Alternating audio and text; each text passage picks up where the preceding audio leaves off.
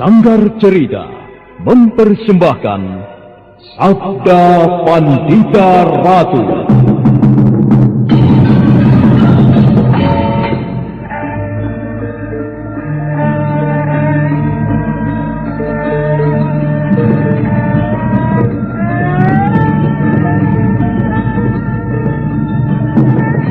Kureguk anggur Mahadewa, kucicipi madu sabdanya. Bumi ku remas dalam genggamanku, matahari dan rembulan ku telan dalam perutku. Dendedes, sukmamu telah kuraih, nafasmu ku senggama di bulan merah. Ku jelang cintamu, ku seret melanglang mayapada, bak nirwana para dewa.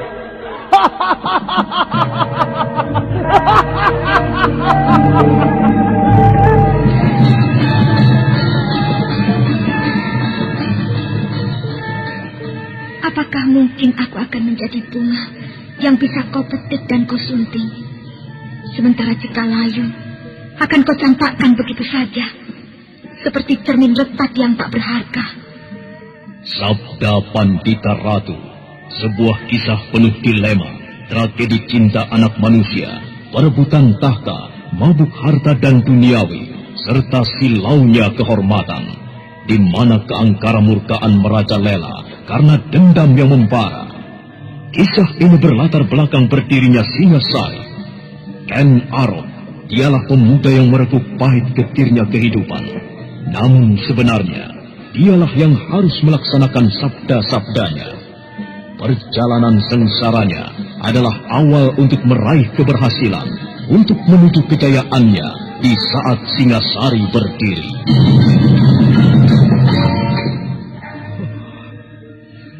Kenapa ini harus terjadi? Oh, Dewata aku. Apakah ini karmamu? Tapi apa salah dan dosaku? Pinaka, maafkanlah aku. Kenapa sekarang aku baru tahu kalau kau adalah... Kutuklah aku, Dewata. Hukumlah manusia yang tidak tahu dosa ini. Binasa! Binasa sesinaku!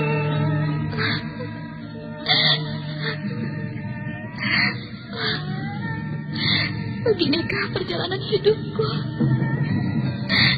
Apakah aku harus menerima garis nasib yang penuh noda dan dosa? Dewata aku, kenapa kau berikan cobaan ini tidak ada habis-habisnya? Tunjukkan di mana letak keadilanmu.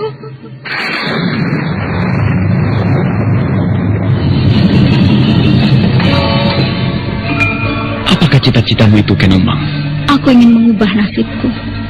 Aku bosan dengan kehidupanku selama ini yang terlunta-lunta, akrab dalam pelukan kemelaratan. Kadangkala aku berangan-angan, aku adalah seorang istri dari Patih. Bahkan lebih gila lagi, aku berangan-angan, andai kata aku adalah seorang permaisuri, maka akan terhapus semua masa silamku, terhapus lenyap, tidak bersisa semua kenangan buruk yang kumiliki. Itulah cita-citaku, Kakang Ken Arok. Bagaimana dengan kau, Kakang? Aku ingin menjadi seorang raja.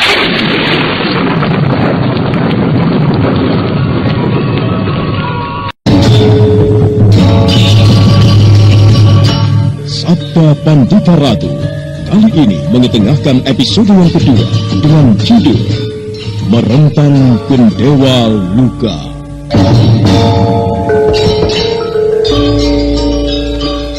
Dalam seri yang ke-47 ini, dengan para pemain Hari Akik sebagai Satyamurti, Wenda Lubis sebagai Senopati Narakupita, Heri sebagai Sri Baginda Kertajaya, dibantu oleh Slamet sebagai prajurit, dan pembawa cerita Hasdi Suhastra. Dengan sekali tebas saja, Kris Senopati berhasil membunuh ular yang berada di hadapannya.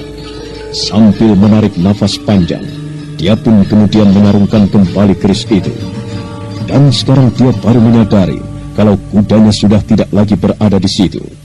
Sambil menatap ke arah utara di mana kudanya tadi berlari, Senopati Narakupita melompat untuk mencari kudanya.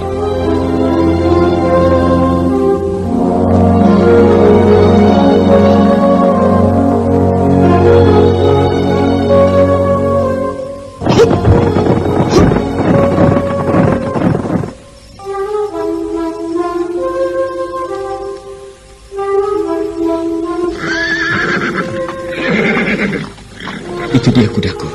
Oh, untung saja dia tidak berlari jauh. Sial. Gara-gara ular itu perjalananku jadi sedikit terhambat. Untung saja kau tidak berlari jauh, Putih.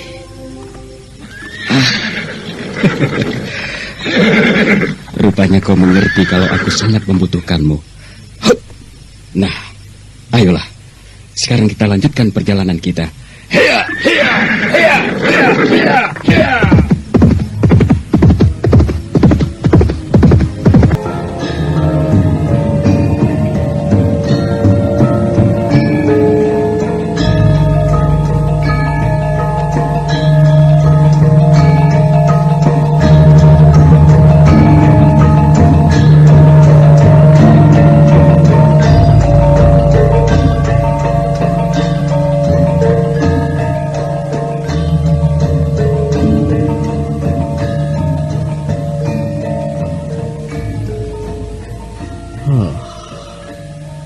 Kenapa Senopati Narakupita belum juga datang? Apakah dia mengalami masalah? Biasanya kalau ia kuperintahkan datang ke rumah Tumenggung Murti Wandawa, ia sudah kembali dalam waktu yang cepat. Hari sudah jauh malam. Apakah aku akan menunggu saja? Atau sebaiknya aku istirahat? Persoalan ini sangat penting sekali. Kalau saja Tumenggung Murti Wandawa tidak segera kuberitahu, aku khawatir keadaan jadi terlambat. Oh iya, sebaiknya aku istirahat saja dulu. Biarlah Senopati dan Tumenggung Murti Wandawa menemuiku besok siang saja. Setelah beberapa saat Senopati Narakupita dan Tumenggung Murti Wandawa yang ditunggu tak muncul juga, Sri Baginda Kertajaya akhirnya memutuskan diri untuk beristirahat. Sementara itu, Senopati Narakupita telah sampai di regol pintu masuk gerbang istana. Malam semakin larut, suasana pun mulai terasa dingin menyentuh.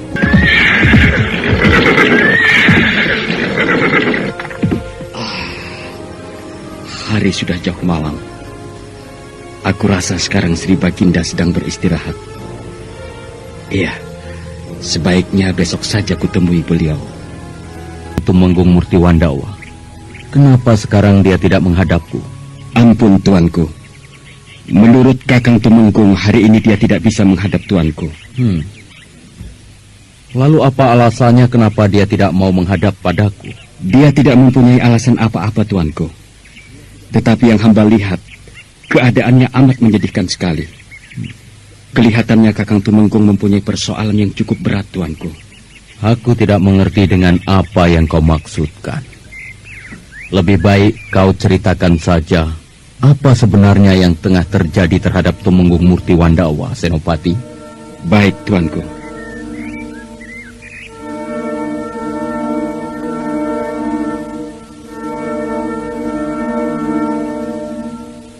Dengan hati-hati dan penuh rasa hormat, Senopati Narakupita pun menceritakan apa yang tengah terjadi pada Tumenggung Murti Wandawa. Sementara Sri Baginda Kertajaya sedikit termenung setelah mengetahui keadaan Tumenggung Murti Wandawa.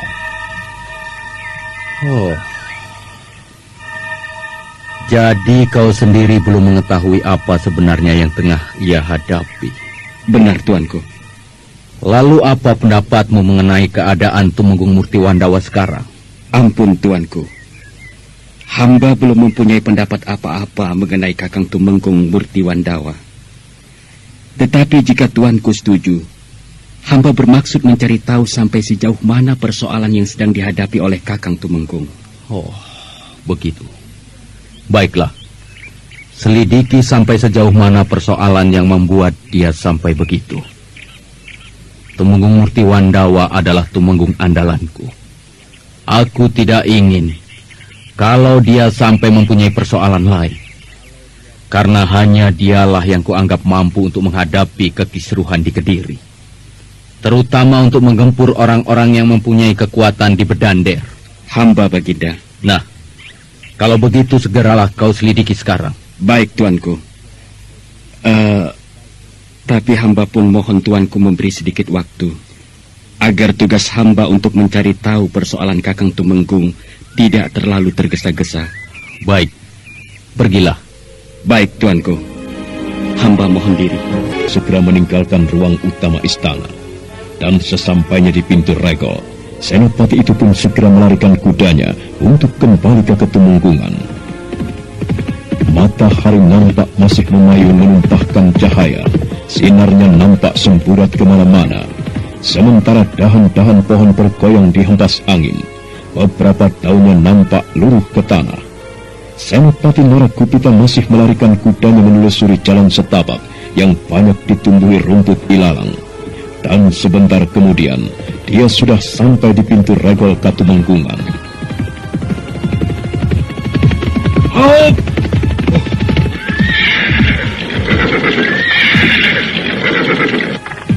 Tuan Senopati, apakah Tuan ingin bertemu dengan Gusti Tumenggung lagi? Iya. Prajurit. Iya. Tolong kau tempatkan kuda ini. Sebentar.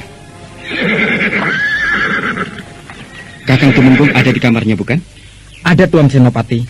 Sejak dari semalam pun, Gusti Tumenggung tidak keluar dari sanggar Kanuragan itu. Kalau Tuan ingin bertemu langsung, silakan saja Tuan ke sanggar itu. Iya, terima kasih.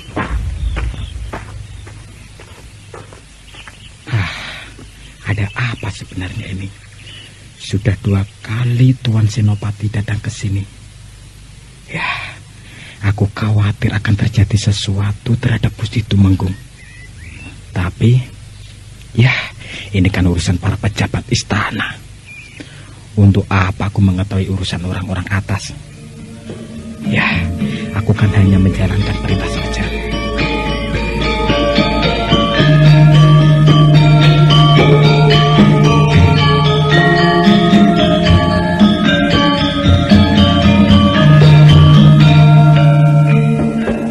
Prajurit itu pun segera membawa kuda Senopati untuk ditempatkan di tempat seperti biasa.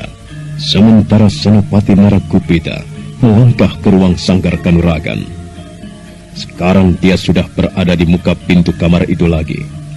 Melihat kedatangan Senopati Naragupita, Tumenggung Murti Wandawa hanya menatap datar sambil tersenyum kecil.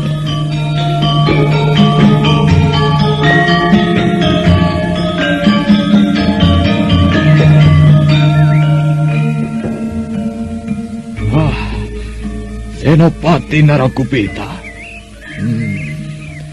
Kelihatannya tugas yang sedang kau emban ini cukup penting sekali. Sehingga membuat kau harus datang ke tempatku lagi. Iya, begitulah Kakang. Tetapi sebenarnya tugas yang diberikan Sri Baginda berat atau tidak, jika sudah dilimpahkan kepada kita, mau tidak mau kita harus melaksanakannya. Apakah Sri Baginda marah atau murka kepadaku? Tidak, Kakang. Sri Baginda orang yang bijaksana untuk memutuskan sesuatu jika yang bersalah adalah Kakang.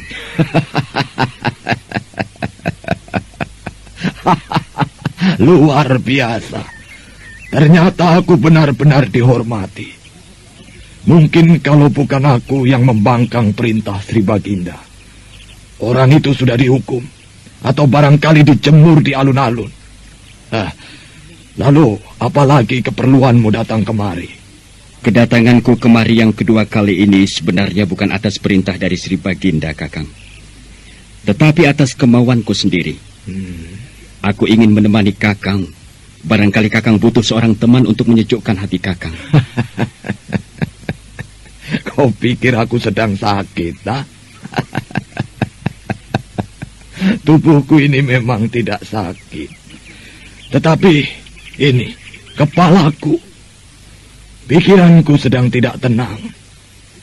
Dan kalau kau bilang bahwa kau kemari untuk menemaniku, aku ini sama sekali tak butuh teman. Apalagi teman dari istana. Memuakkan. Oh, apa maksud Kakang? Kenapa Kakang bersikap seperti itu padaku? Kita sama-sama seorang punggawa kerajaan, Kakang. Sebaiknya kita saling menghargai. Tidak pantas Kakang bersikap seperti itu kepadaku. Sudahlah, Senopati Narakupita. Jangan kau ucapkan sekali lagi. Atau kau sebut aku sebagai punggawa kerajaan. Setelah kepergianmu semalam, aku merenung membayangkan apa sebenarnya yang selama ini telah kulakukan. Cukup banyak dosa yang telah kuperbuat. Baru sekarang mataku terbuka. Ya, terbuka setelah aku bertarung dan membunuh adik kandungku sendiri. Jadi Kakang telah membunuh adik kandung Kakang Tumenggung sendiri? Iya. Sebenarnya aku pun tak menginginkan hal itu terjadi. Kau tahu, Senopati Narakupita, setelah kematian adikku itu, hidupku seolah-olah tidak tenang. Dan ditambah lagi dengan munculnya 2 orang anakku yang akan menuntut tanggung jawabku. Jadi Kakang masih mempunyai 2 orang anak lagi? Benar. 2 anakku itu adalah hasil perbuatan burukku di masa lalu.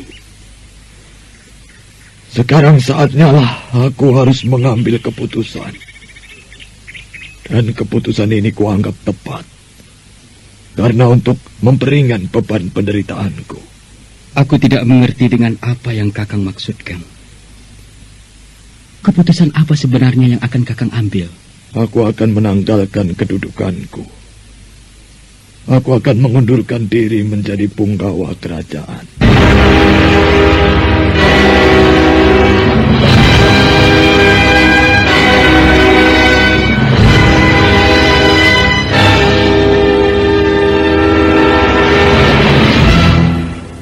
Senopati Narakupita terkejut. Dia tidak menyangka kalau Tumenggung Murtiwandawa akan berkata demikian. Wajah Senopati Kerajaan Kediri itu mendadak jadi pucat. Dia tidak bisa membayangkan keputusan yang diambil Tumenggung Murtiwandawa. Kemudian dia pun menarik napas panjang sambil melangkah mendekati Tumenggung yang... Lalu tiba-tiba saja Kakang mengambil keputusan untuk mengundurkan diri. Apakah ini bukan berarti perbuatan yang bodoh dan ceroboh, Kakang? Kalau menurut pendapatmu, aku telah mengambil tindakan yang bodoh. Tetapi menurutku sendiri adalah tindakan yang tepat. Aku mengambil tindakan itu bukan berarti tidak merenungkan terlebih dahulu. Aku berpikir cukup, Senopati. Banyak pertimbangan-pertimbangan yang aku pikirkan.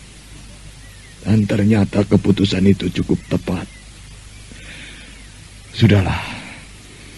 Kau tak perlu turut campur dengan segala yang aku lakukan. Tetapi setidak-tidaknya Kakang mempunyai alasan. Kalau memang Kakang akan mengundurkan diri. Alasan. Baik, Senopati Narakupita. Alasanku yang pertama. Aku sudah muak dengan diriku sendiri. Aku orang yang mempunyai banyak dosa. Perbuatanku sudah bukan perbuatan orang yang mempunyai akal sehat.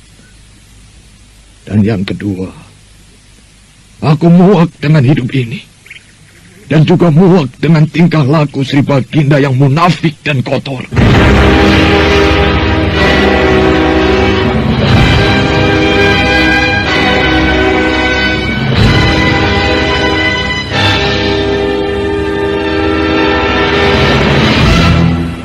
Gila. Kakang telah berani menghina Sri Baginda. Ya. Aku tidak takut dengan siapapun. Aku muak melihat kebejatan dan keburukan Sri Baginda. Wanita-wanita kelangenan, kebebasan mereka diabaikan hanya untuk dijadikan pemuas nafsu. Kemudian juga keingkaran Sri Baginda atas Bathara di langit. Baginda merasa seolah-olah dirinya adalah utusan dewa-dewa. Apakah Sri Baginda pun tidak gila? Cukup, Kakang Murtiwandawa. Aku tidak ingin Kakang menghina Sri Baginda. Kakang telah melakukan hal yang salah di hadapanku. Untuk hal ini, terpaksa aku bertindak tegas kepada Kakang. Apa yang ingin kau lakukan terhadapku, Senopati Kediri? Kau akan menangkapku karena kata-kataku telah menyinggung rajamu, begitu? Luar biasa sekali kau, Senopati. Ya, begitulah sebagai seorang Senopati yang setia dan mengabdi sepenuhnya pada raja. Cukup, Kakang tidak perlu mengejekku. Kau lihat lencana yang kubawa ini. Dengan membawa lencana ini, artinya aku berhak bertindak apapun terhadap orang yang berani menentang Sri Baginda, apalagi menghinanya. Oh, jadi kau akan menangkapku? Ya, terpaksa aku bertindak demikian, Kakang. Karena Kakang telah berani menghina Sri Baginda. Silakan, kalau kau memang mau menangkapku. Tetapi setidak-tidaknya, kau renungkan dulu betapa perbuatan Sri Baginda adalah bukan perbuatan seorang raja. Itu bukan urusanku. Apapun yang akan dilakukan Sri Baginda, itu sudah menjadi haknya. Aku sebagai punggawa kerajaan hanya menjalankan tugas.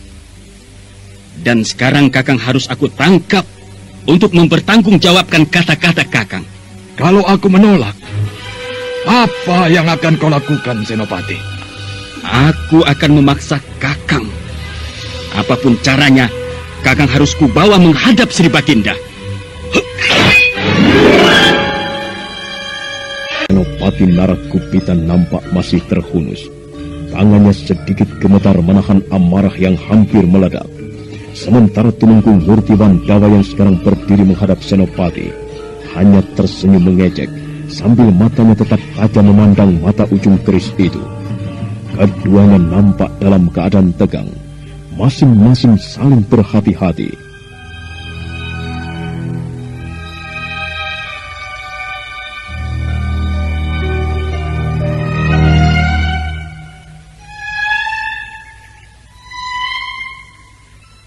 Sebelum segalanya jadi berubah, aku harap Kakang menuruti kata-kataku.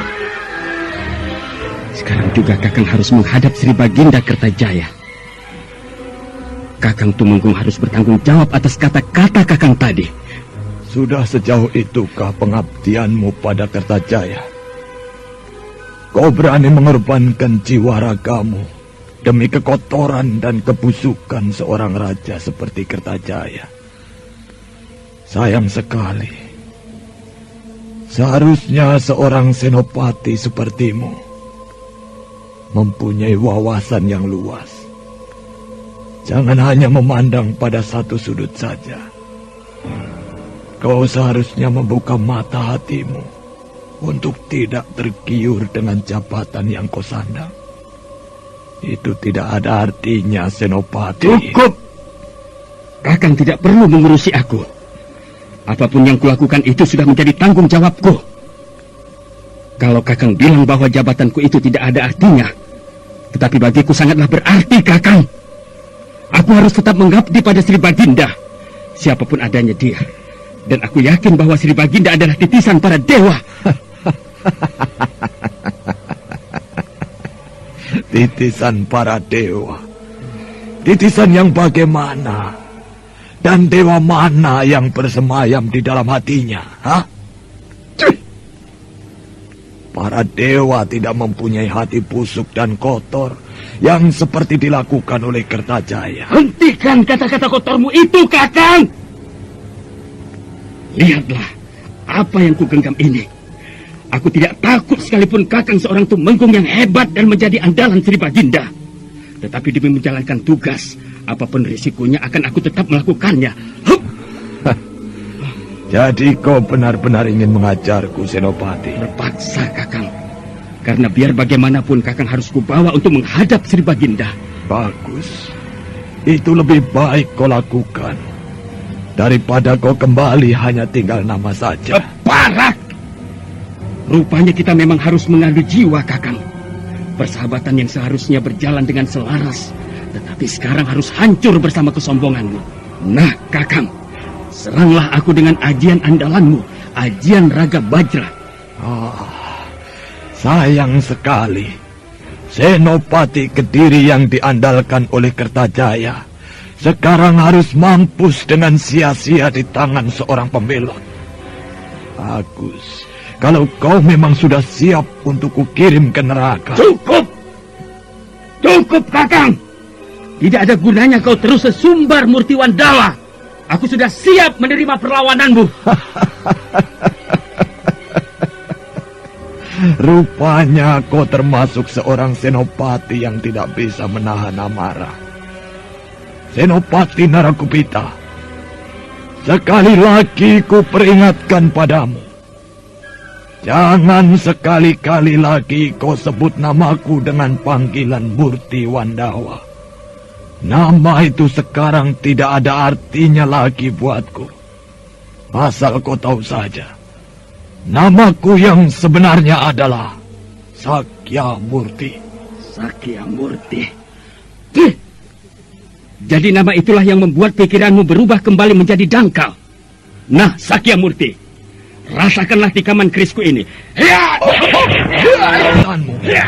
Jangan bisamu hanya menangkis dan menghindar seperti kerbau.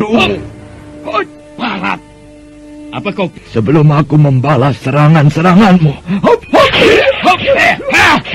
Sombong. Ini.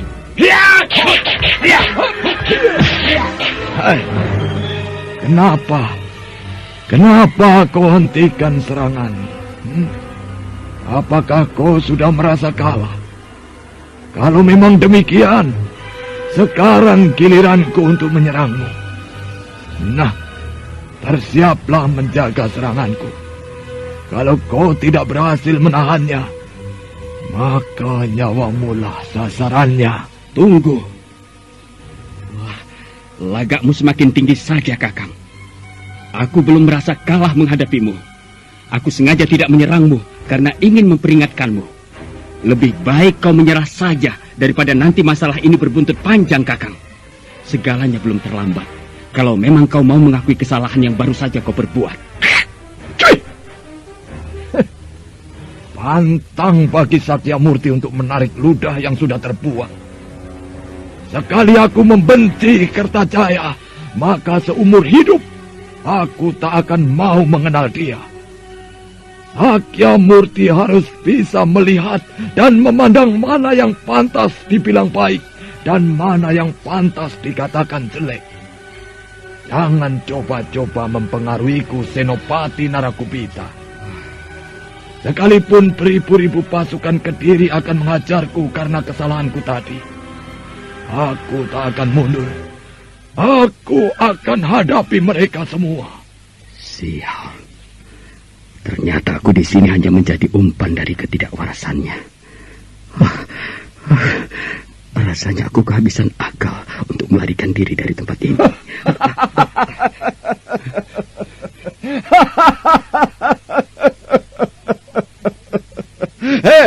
Apa yang kau pikirkan, Narakupita?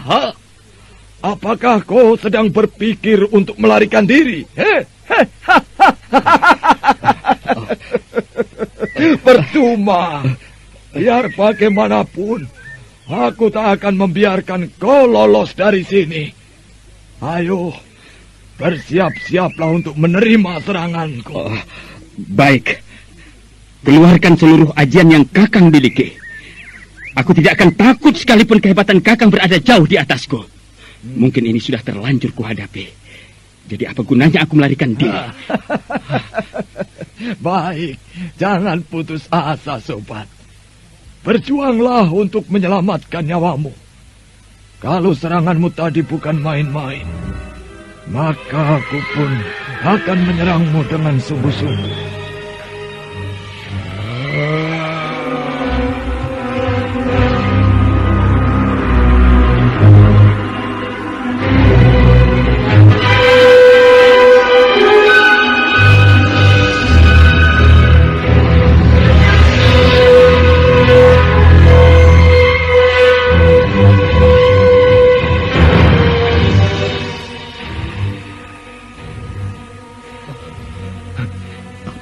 Sekarang dia sudah mulai menerapkan ajian andalannya. Biar bagaimana, aku harus bisa melarikan diri dari tempat sial ini. Oh iya, aku tidak mau menjadi umpan empuk bagi Murtiwan Dawa. Senopati Narakupita seakan-akan kehabisan akal untuk melarikan diri. Wajahnya nampak tegang, apalagi setelah melihat Tumenggung Murtiwan Dawa mulai mengeterapkan ajiannya. Perlahan Senopati Kediri itu mundur beberapa tapak, sambil kemudian memainkan kerisnya yang masih digenggam.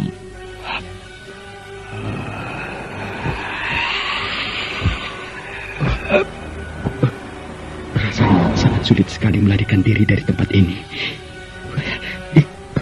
Mau tidak mau, aku harus mencoba melayaninya. Ya, sambil mencari akal bagaimana meloloskan diri. Kalau begitu, aku akan melayaninya dengan ajian Narantakaku.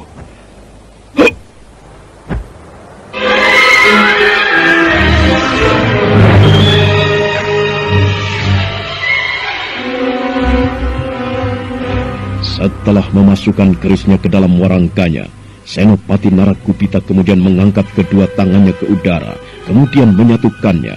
Setelah kedua telapak tangan itu menyatu, tak lama kemudian terlihatlah asap tipis keluar dari kedua telapak tangan itu. Dan kemudian sambil membuka lagi tangannya, Senopati Narakupita menatap tajam wajah Tumenggung Murtiwan Dawa. Sementara Tumenggung Murtiwan Dawa sendiri telah menerapkan ajian Kakang Barat Adi Bungsu.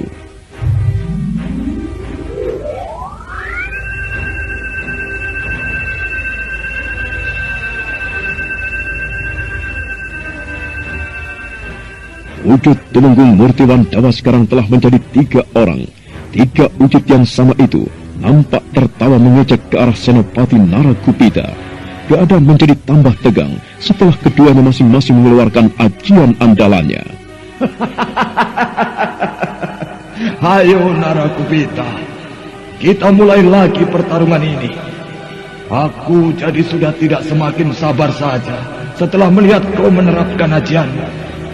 Kelihatannya ajian itu sangat ampuh sekali. Jangan terlampau banyak bicara kau Murtiwan Dawa. Ayo tunjukkanlah kekuatan yang kau salurkan itu. Sekalipun wujudmu sekarang telah menjadi 3, aku tidak akan gentar melawanmu. Bagus. Artinya dengan begitu perlawananku tak akan berat sebelah. Aku memang suka kalau kau bisa mengimbangi jurus-jurusku. Tetapi kalau seperti tadi, justru hanya akan membuatku bosan saja. Cukup! Cukup manusia licik! Jangan terlalu banyak sesumbar. Kita buktikan saja siapa yang lebih unggul di antara kita. Dan kita buktikan siapa yang lebih berhak untuk menatap matahari esok.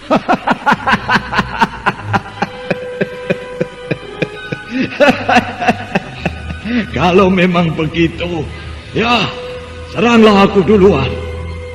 Kalau semula aku yang mau membalas seranganmu, sekarang lebih baik kau saja yang menyerangku. Pilih satu di antara wujudku yang menurutmu adalah Sakya Murti asli. Ayo, kenapa harus sungkan-sungkan? Keparak besar mulut! Rasakan ini! Ya!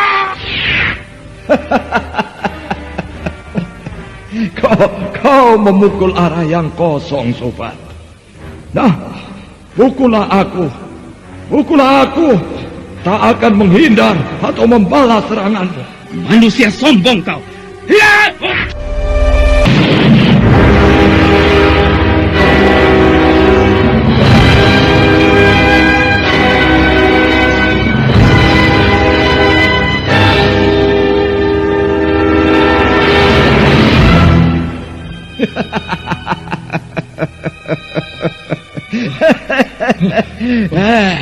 Sungguh pukulan yang sia-sia. Ternyata kau hanya memukul bayangan kosong saja. Senopati Kediri, pasanglah panca inderamu yang tajam. Kenapa kau jadi sebodoh itu? Tidak bisa membedakan mana wujudku yang asli dan mana yang bukan. Ayo serang lagi. Sial, sungguh hebat sekali ilmu yang dimilikinya. Aku benar-benar kehabisan akal. Dan rasanya tidak mungkin aku bisa keluar dari sangkar ini. Seandainya aku gagal mengalahkan Tumenggung Murtiwandawa, berarti kematianlah yang kualami. Seandainya aku mati, bagaimana dengan Warapalupi? Tidak. Aku harus mampu mempertahankan diri. Dan kalau perlu menjatuhkan Kakang Murtiwandawa, biarlah. Aku akan menyerang ketiga wujud itu dalam waktu yang bersamaan. Mudah-mudahan saja aku berhasil. Tapi tiga wujud Kakang Murtiwandawa tidak dalam jarak yang berdekatan. Biar. Akan kucoba saja. Rupanya kau mulai bersiap untuk menyerangku lagi, Senopati. Ayolah.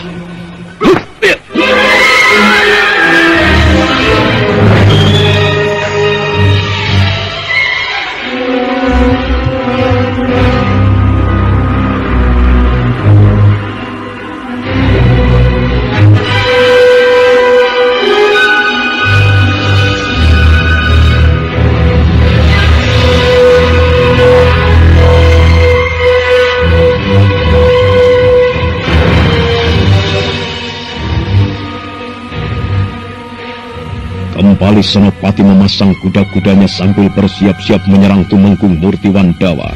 Tak lama kemudian dia melompat sambil menyerang ketiga wujud itu dalam waktu yang bersamaan.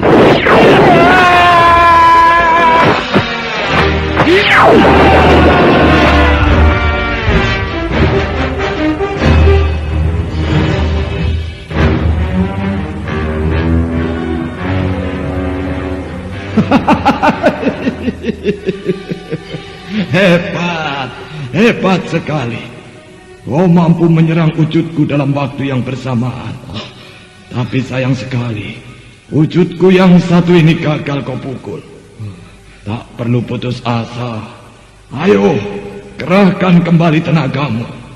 Robohkan aku seperti yang kau lakukan tadi. Aku akan memberikan kesempatan yang panjang sebelum pikiranku berubah. Gila, benar-benar ilmu yang luar biasa. Aku benar-benar tidak sanggup. Pupus sudah harapanku untuk meloloskan diri. Ilmu Narantaka andalanku tidak berarti sama sekali. Hai, Senopati, kenapa kau jadi terpaku seperti itu? Apakah kau memang sudah tak sanggup lagi melawanku? Kalau begitu, biarlah aku yang berganti menyerangmu. Ayo, bersiap-siaplah. Tidak perlu banyak mulut. Sejak tadi pun aku sudah siap menyambut seranganmu. Seranglah aku dengan ketiga wujudmu itu. Aku tidak akan menyingkir barang setapak pun. Benar-benar Senopati yang berani. Tetapi sayang, keberaniannya hanya akan sia-sia saja ditelan kebodohannya sendiri. Kalau saja tadi kau tidak bersikap lancang dan sembrono, mungkin aku pun tak akan menjatuhkan tangan kasarku. Tapi sekali lagi, sayang, semua itu sudah terlambat. Kau pikir aku menyesal telah berkata begitu? Aku seorang prajurit Murtiwandawa. Apapun kata-kata yang telah kulontarkan, berarti aku harus berani menanggung resiko dari perkataanku sendiri. Tidak ada sejarah dalam diriku jika aku bertindak kemudian menyesali tindakanku sendiri. Ya.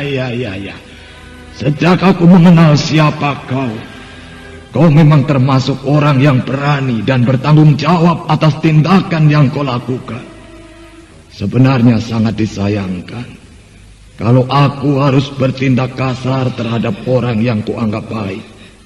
Tetapi itu sudah kesalahanmu sendiri. Maka dengan sangat menyesal, aku harus menyingkirkan orang-orang yang terlalu setia dengan Kartajaya. Sudah! Jangan hanya banyak sesumbang! Karena kata-katamu bukan lagi kata-kata orang waras.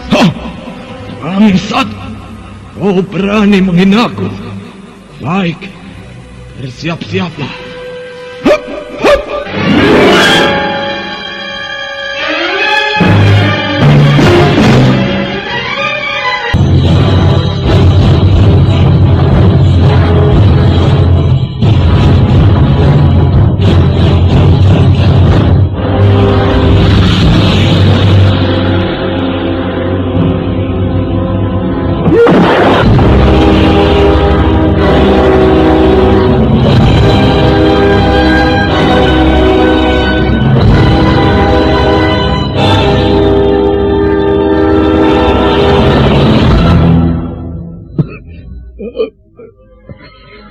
Keparat, kau pengkhianat.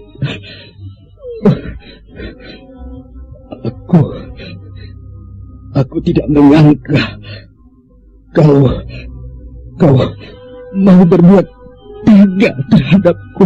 Itulah risikonya. Kalau orang berani menantangku, apalagi menghinaku. Sakyamurti memang belum ada tandingannya di tanah Kediri ini. Manusia sombong. Nyawamu pun tidak akan lama bersemayam di dalam tubuhmu. Dengan kematianku ini, prajurit Kediri tidak akan tinggal diam melihatnya. Kau pasti akan menjadi buronannya. Percuma prajurit Kediri memburuku. Mereka sama saja memburu serigala di malam hari. Senopati Narakupita, nyawamu sekarang tinggal di tenggorokan. Bicaralah. Apa yang kau inginkan sebelum ajalmu tiba? Bangsa. Manusia tidak tahu balas budi. Kau pasti akan menyesal, Murti Mandawa. Lihat saja nanti akibatnya. Menyesal? Apa yang akan kusesalkan? Kau sebenarnya tidak mempunyai arti apa-apa bagiku. Jadi untuk apa aku sesalkan kematianmu? Kasihan. Senopati hebat sepertimu harus mati dengan sia-sia di tangan Sakyamurti.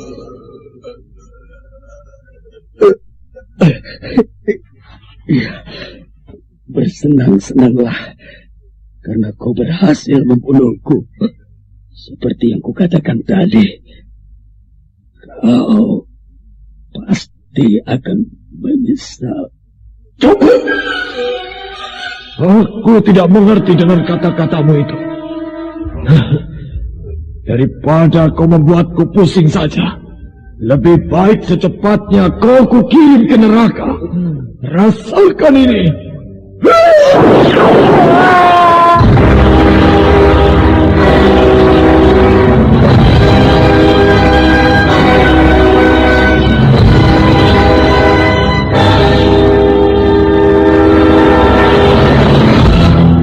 Teriakan menyayat melengking misi ruangan Sanggar Kanuragan. Dalam sekejap saja, tubuh Senopati Narakupita sudah tidak berkutik lagi. Sementara darah masih menetes dari sela-sela bibirnya. Dan bukan itu saja, setelah tadi Sakyamurti atau Tumenggung Murti Mandawa memukul dada Senopati dengan kekuatan yang dalam, darah keluar dari kedua telinganya. Tumenggung Murti Mandawa tersenyum. Lalu ketiga wujud itu pun bersatu kembali. Sementara itu di luar ruangan Sanggar Kanuragan, rupanya para prajurit yang mendengar teriakan menyayat dari Senopati Narakupita berkumpul sambil berbisik-bisik kebingungan.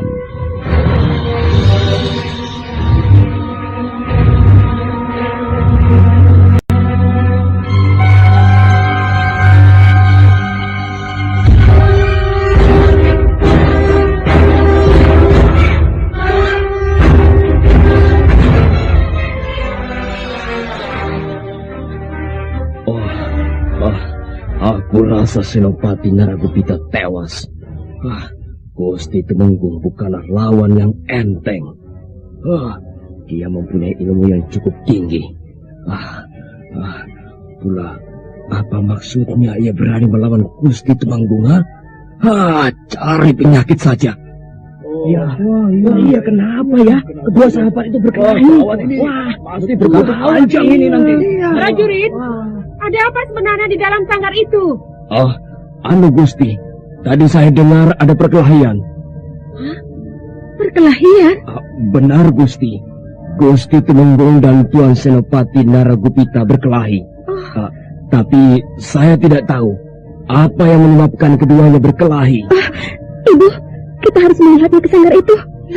Saya khawatir terjadi apa-apa terhadap Kang Mas Naragupita. Anu dan Ayu, saya rasa Tuan Senopati mengalami bahaya. Ya, sebaiknya cepat saja dilihat. Barangkali belum terlambat. Gusti Tumenggung orang yang berbahaya dan hebat. Ayah, Bu, saya tidak ingin melihat Kang Mas Senopati mendapat celaka. Iya, kita memang harus melihatnya ke sanggar.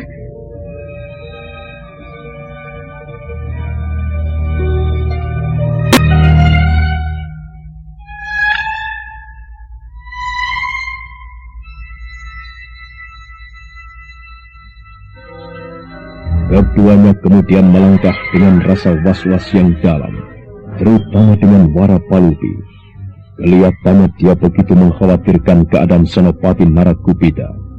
Keduanya pun sekarang sudah berada di depan pintu sanggar Kanuragan. Dengan perasaan cemas, Nyai Menggung mengetuk pintu. Kang Mas, bukalah pintunya. Apa sebenarnya yang terjadi, Kang Mas? Kang Mas! Ibu, mungkin pintu ini tidak dikunci. Kita coba buka saja, Bu. Oh iya, Ibu lupa. Perlahan Nyai Menggung membuka pintu sanggar itu. Ketika pintu telah terbuka lebar, bukan main terkejutnya Nyai Menggung dan Warapalupi melihat Senopati Naragupita bersimbah darah. Sambil menjerit dan menangis, Warapalupi menepuk tubuh yang tergeletak kaku itu.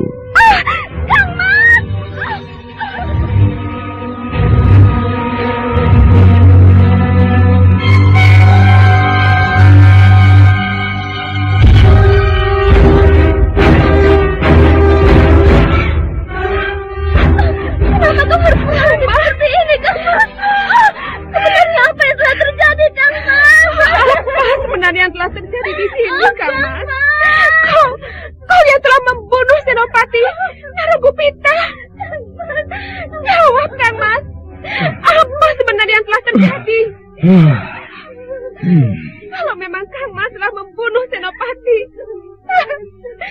sungguh tidak kusangka kekejamanmu semakin menjadi-jadi saja. Belum lama kau membunuh adik kandungmu sendiri. Sekarang kau membunuh teman akrabmu sendiri. Biadab. Mungkin sebentar lagi keluargamu sendiri yang akan kau bantai. Diam! Sekali lagi bicara, ku hajar lebih parah lagi kau. Warapalupi, kenapa kau menangisi Senopati Naragupita? Ayah sendiri kenapa membunuh dia? Kurang ajar. Ditanya malah bertanya. Jawab yang benar. Kenapa kau menangisi mayat laki-laki bodoh itu, Warapalupi? Karena ia kekasih saya. Dia tumpah segala-galanya bagiku, Ayah. Dan dia juga calon ayah dari bayiku yang sedang kukandung ini.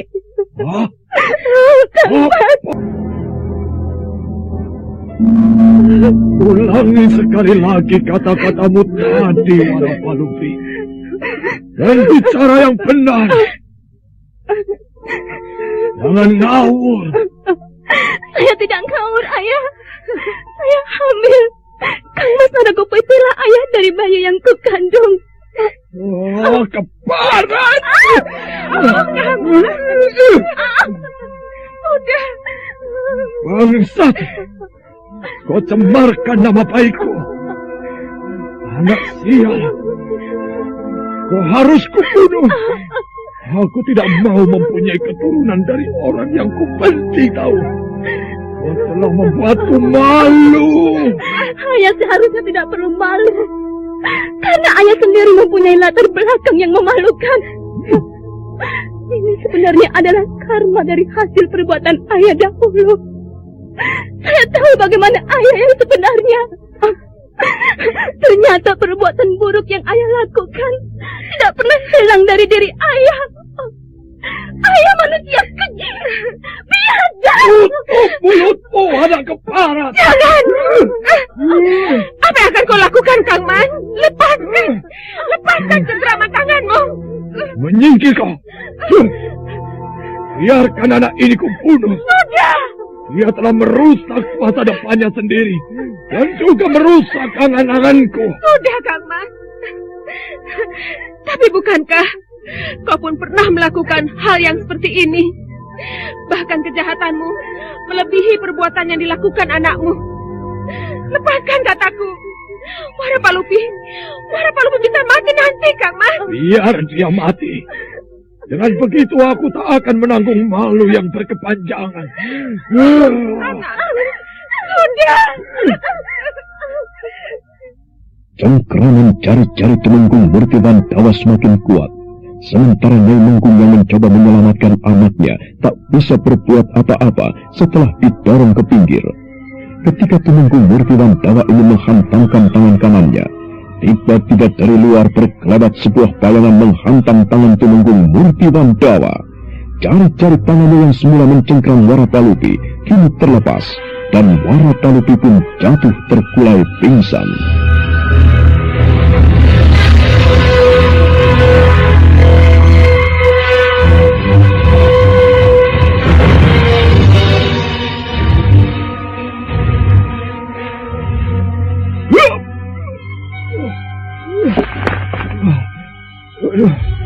Kurang ajar. Siapa yang berani turut campur dengan urusanku? Kau, rupanya kau. Ya, aku. Apa maumu mencampuri urusanku, Dewa Hasto? Kenapa keperluanmu datang ke tempatku ini? Tidak kusangka perbuatanmu tidak berubah, Kakak. Apakah kau tidak sadar bahwa kelakuanmu telah membawa bencana yang dalam? Peristiwa ini mengingatkan aku pada 29 tahun yang lalu. Sepertinya karma akibat perbuatanmu sedang berjalan, Kakak. Dan kalau kau tak mau merubahnya, maka semua ini tidak akan berakhir, Kakak. Dewa Hasto, jangan kau tambah lagi beban penderitaanku.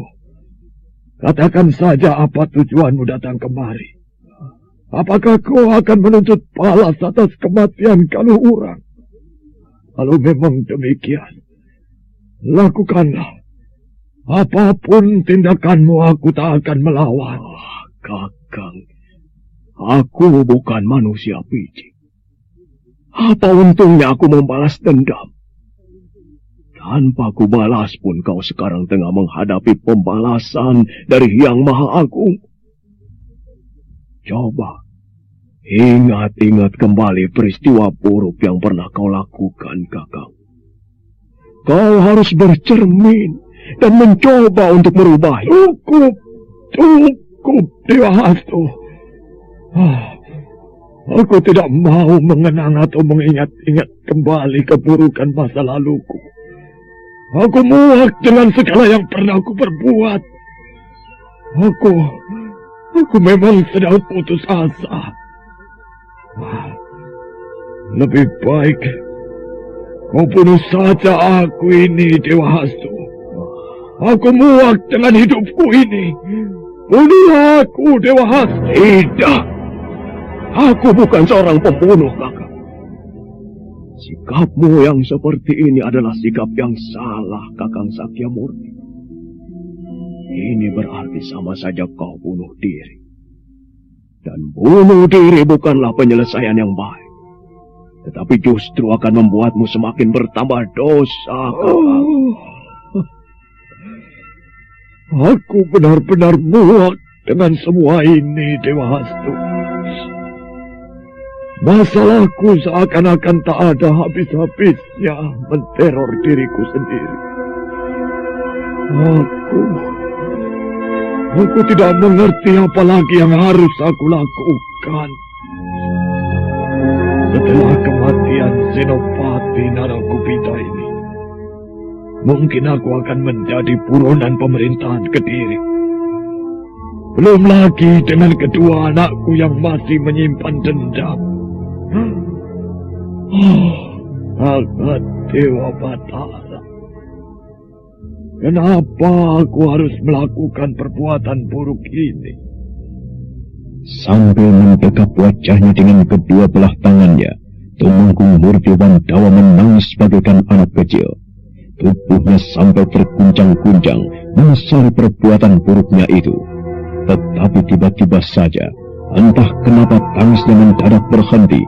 Sekarang Tumenggung Murti Wandawa berdiri, matanya merah, tubuhnya bergetar hebat, dan juga terdengar giginya gemeretak menahan gejolak amarah. Seketika itu juga dia melesat keluar dari ruangan sanggar.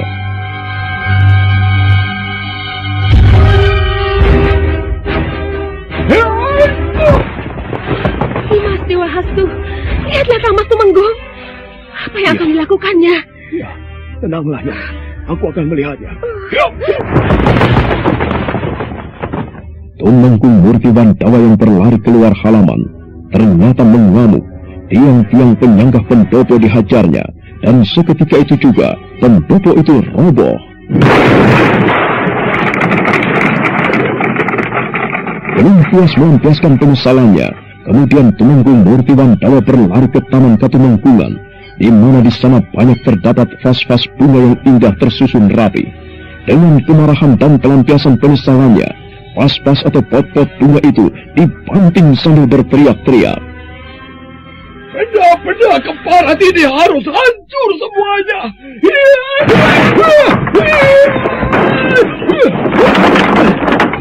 Aku muak melihat hasil dari kekotoranku. Kakang Murti, hentikan. Apa untungnya kau memporak-porandakan tempatmu sendiri? Benda-benda mati itu tak akan bisa menyelesaikan penyesalan batinmu. Berhentilah di tempatmu.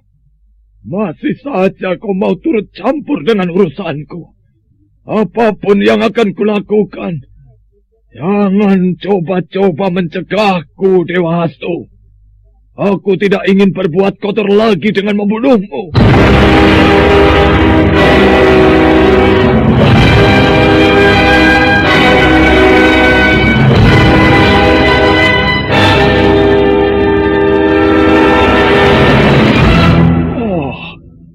Ternyata jiwa kotormu masih mendekam di dalam batinmu, Kakak. Kalau begitu, bunuhlah aku. Kalau memang itu akan membuatmu tenang, ayo silakan. Bukankah perbuatanmu itu sudah menjadi kebiasaanmu? Aku tak akan beranjak dari tempatku. Kalau memang itu keinginanmu, ayo silakan, Kakak. Ayo. Tumenggung Murti Wandawa melesat dengan cepat ke arah Biku Dewa Hastu. Namun sungguh di luar dugaan, ternyata Tumenggung Murti Wandawa bukannya hendak menghajar Biku Dewa Hastu, melainkan untuk melarikan diri keluar raga. Biku Dewa Hastu sempat terkejut melihat kelakuan kakangnya. Dengan cepat pula dia mencoba untuk mengejarnya. Tetapi ketika dia telah sampai di luar Katumenggungan, Tumenggung Murti Wandawa sudah melesat pergi menggunakan seekor kuda.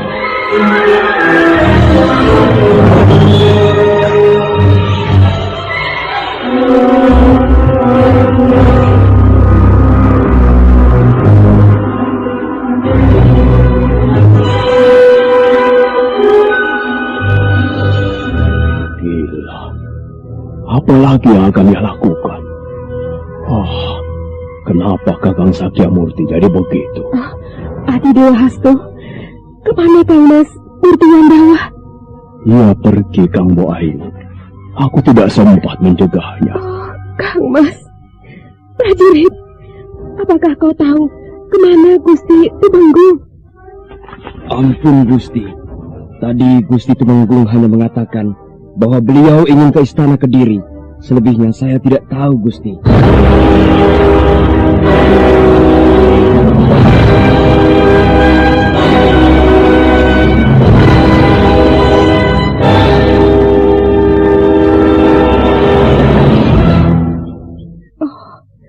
Jagat Dewa Batara, apalagi yang akan ia lakukan di istana Kediri?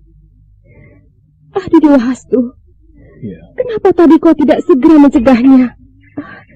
Ini bisa berbahaya. Kang Mas pasti akan membuat masalah di sana.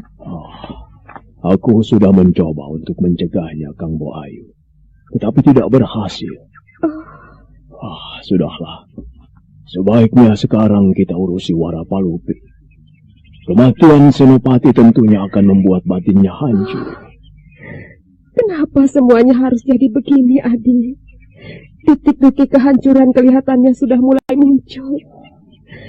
Entah sebentar lagi apa yang akan terjadi. Sudahlah, Kang Boayu. Kau pun harus bisa menghadapi ini semua dengan tabah. Kau dengar itu? Bapakku! Kenapa ada membunuh orang yang kucintai? Kakang Naragopeta! Kakang! Warapalupi anakku.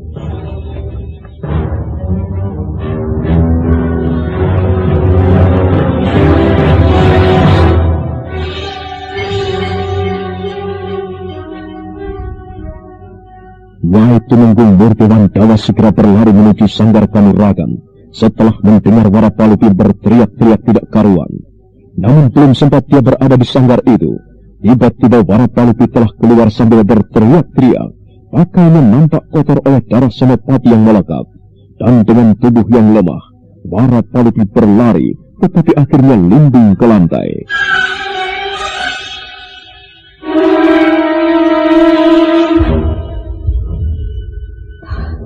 Warapalupi, kenapa kau jadi begini, Nduk?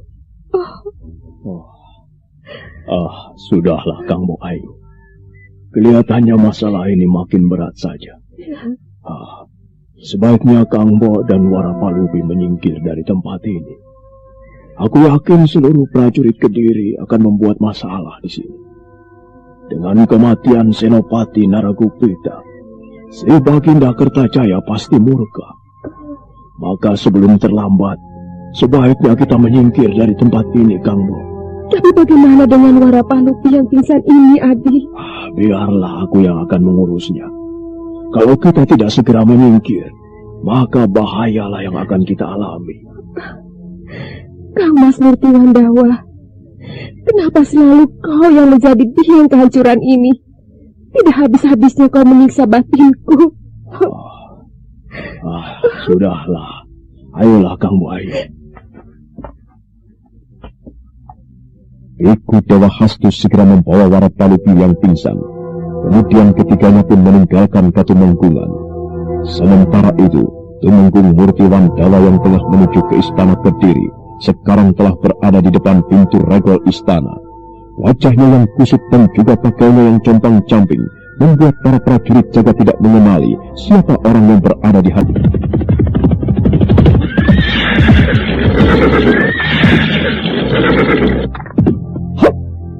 Hoi, tunggu! Siapa kau? Apakah tidak tahu bahwa ini adalah regol istana raja? Jangan coba-coba menahanku, prajurit. Aku ingin menghadap Sri Baginda. Apa keperluan menghadap Sri Baginda, hai? Manusia kotor! Jaga mulutmu, prajurit. Apapun keinginanku menghadap Baginda, kau tak perlu tahu. Kurang ajar. Rupanya kau ingin mencari masalah di istana Kediri. Di sana sebaiknya menyingkirlah sebelum kami berdua bertindak kasar. Rupanya kalian berdua sudah tidak mengenal lagi siapa aku. Lihat baik-baik siapa yang berdiri di depanmu ini. Apakah kalian berdua sudah lupa padaku? Kakang, sepertinya aku mengenal siapa orang berada di hadapan kita ini. Iya. Dia Tumenggung Murti Wandawa. Apa? Tumenggung Murti Wandawa? Sebaiknya kau tanyakan saja. Apakah benar atau tidak dia Tumenggung Murti Wandawa? Iya, Kakang. Kisana, apakah kau Tumenggung Murti Wandawa? Jawab yang jujur dan jangan coba-coba menipu kami. Ternyata kalian masih mengenalku. Bagus kalau begitu. Biarkan aku menghadap Sri Baginda Kertajaya. Tunggu. Aku masih meragukan kebenarannya. Tunjukkan lencanamu kalau kau memang Tumenggung Murti Wandawa. Ini. Apakah kalian masih belum puas? Iya. Sekarang kami baru percaya. Maafkan kami berdua, Gusti Tumenggung. Untung kalian belum bertindak terlalu jauh. Apakah Sri Baginda ada di singgasananya? Ada, Gusti Tumenggung. Tapi maaf, bukan saya tidak mengizinkan Gusti Tumenggung menghadap Sri Baginda. Sebaiknya Gusti Tumenggung berpakaian rapi dan menggunakan perlengkapan yang pantas sebagai penggawa kerajaan. Kurang ajar. Berani benar kau menegurku, prajurit rendah. Pangkatmu terlalu kecil untuk bertingkah di hadapanku. Lebih baik kau menyingkirlah. Tunggu, Gusti. Saya hanya menjalankan perintah. Jika Gusti berani berbuat lancang, maka saya akan melaporkan pada Sri Baginda. Berani jual lagak juga kau di hadapanku. Kedatanganku kemari sangat penting, prajurit. Aku harus segera menghadap Sri Baginda untuk melaporkan tentang kematian Senopati Narakupita. Senopati Narakupita tewas? Siapakah yang telah membunuhnya, Gusti? Kau tidak perlu tahu, prajurit. Kalau begitu, saya harus segera melaporkan tentang kejadian ini. Tetaplah bersama kami, Bintang Kenggara.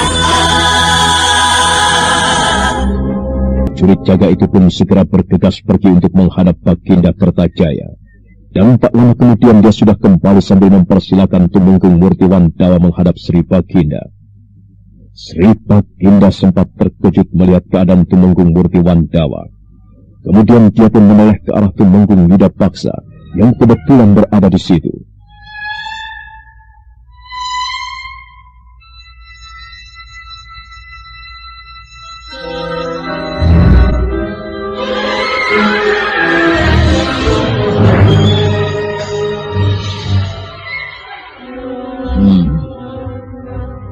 Benarkah apa yang dilaporkan oleh prajurit?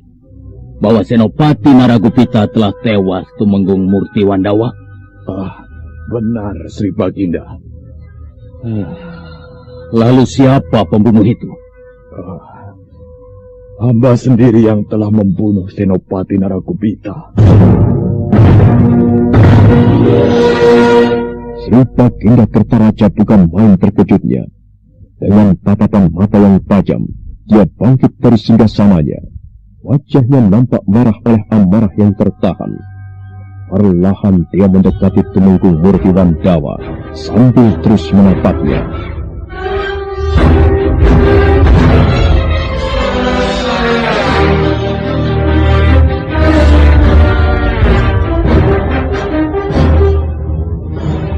Kenapa kau lakukan hal itu, Tumenggung? Apakah kau tidak sadar bahwa Senopati Naragupita membawa perintah dariku? Hamba tahu bahwa Senopati membawa perintah dari tuanku. Tetapi itu bukan kesalahan hamba. Senopati Naragupita lah yang berani berbuat kurang ajar pada hamba. Ya, selama hamba menjadi punggawa kerajaan, mata hamba memang serasa tertutup oleh kenyataan yang ada di istana ini. Tetapi setelah hamba pikirkan masak-masak dan hamba renungkan, ternyata banyak sekali kekotoran dan kebusukan yang nampak di sini. Wah, apa maksud dari kata-katamu itu, Murti Wandawa? Maaf, Sri Baginda. Izinkanlah hamba turut campur dalam masalah ini. Biarlah hamba yang menanyakan apa maksud dari kata-kata Tumenggung Murti Wandawa. Tanyakanlah, Widapaksa. Tumenggung Murti Wandawa, apa sebenarnya maksud dari kata-katamu tadi? Kau bicara seolah-olah tidak menghormati si Baginda. Rasanya sekarang bagiku tak ada lagi orang yang perlu kuhormati. Semuanya munafik, termasuk kau, Yuda Paksa. Kehadiranmu di sini hanya ingin mencari muka di hadapan Sri Baginda. Kurang ajar. Lancang sekali mulutmu, Murti Wandawa. Mungkin akan lebih lancang jika aku menginginkan mahkota yang disandang Sri Baginda.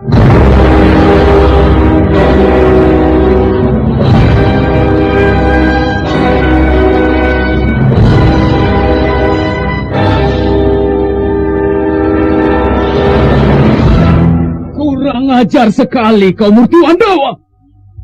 Kau tidak menghormati lagi siapa aku ini. Yuda Paksa, tangkap Murti Wandawa, kemudian ikat di alun-alun utara untuk menerima hukum becis. Ayo, tangkaplah aku, Yuda Paksa. Ya! Tinggi itu dapat berkelit dengan mudahnya. Ketika perkelahian itu tengah berlangsung, salah seorang prajurit kemudian berteriak-teriak memanggil kawan-kawannya yang lain untuk mengepung Tumenggung Murti Wandawa. Keadaan jadi nampak tegang.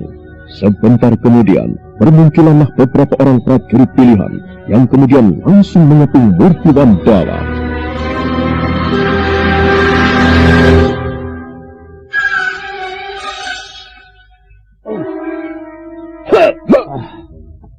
Murti Wandawa, lebih baik menyerahlah. Kau lihat siapa orang-orang yang berada di sekelilingmu.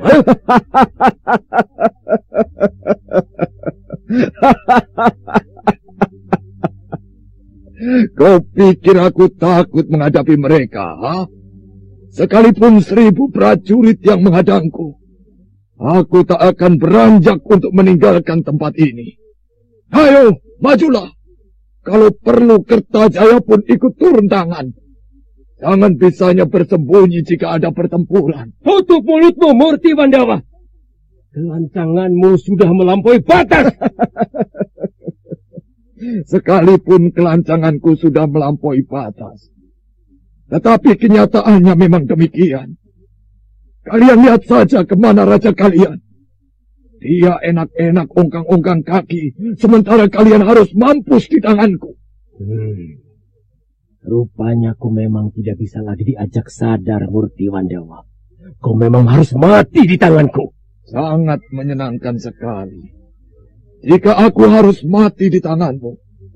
Tetapi jangan membusungkan dada dulu, Yuda Paksa. Tumenggung Murti Wandawa bukanlah cecurut yang mudah kau tangkap. Bangsat, banyak mulut. Para prajurit, ayo tangkap manusia keparat ini. Ya!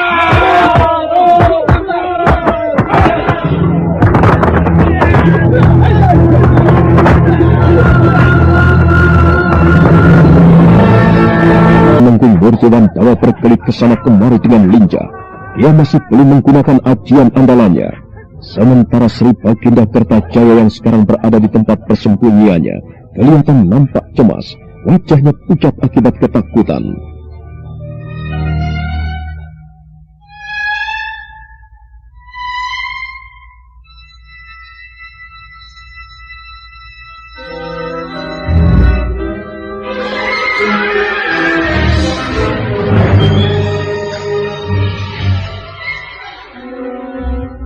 Aku jadi tidak mengerti dengan sikap Tumenggung Murti Wandawa. Kenapa ia jadi berubah? Apa sebenarnya yang menyebabkan ia harus demikian? Oh, iya. Jangan-jangan ada orang lain yang mencoba mempengaruhinya. Atau barangkali orang-orang bedander yang telah menghasutnya. Kurang ajar. Mudah-mudahan saja para prajuritku mampu membekuk Tumenggung Murti Wandawa. Dia memang orang yang hebat. Tapi sayang, kenapa dia jadi membelot?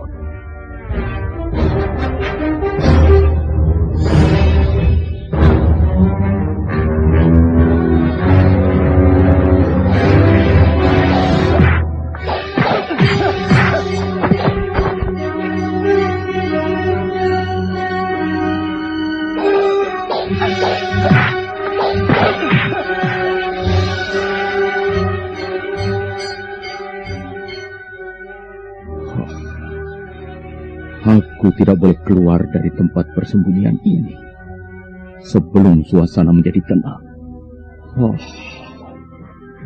Apakah perkelahian itu adalah detik-detik dari kehancuranku? Tidak. Tidak. Biar bagaimanapun, aku harus tetap menduduki singgasanaku. Dan Kediri harus tetap dalam genggamanku.